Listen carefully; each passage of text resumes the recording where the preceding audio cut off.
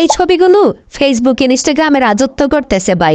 Editing কিভাবে করতে হয় এখনো অনেকে শিখতে পারেন নাই।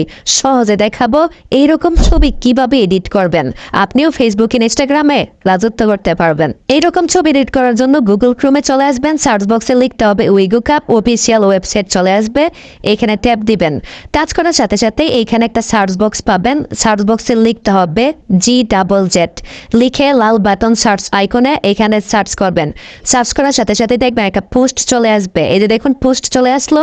পোস্টের টাইটেলে ট্যাপ দিবেন, টাইটেল আসার সাথে সাথে এখান থেকে নিচে চলে আসবেন। নিচে আসার পরে এখানে দেখুন একটা বাটন আছে, এই বাটনটার উপর টাচ করার সাথে সাথে অ্যাপ্লিকেশনটা ইনস্টল করতে পারবেন। এখন এখানে একটা প্রম্পট লেখা আছে, প্রম্পট কিন্তু কপি করতে হবে, আমি কপি করে নিলাম। আর এই বাটনটাতে টাচ করে অ্যাপ্লিকেশনটা অবশ্যই ইনস্টল করে নেবেন। আমি ইনস্টল করে রেখেছি, সোজা অ্যাপ্লিকেশনটাতে চলে যাব।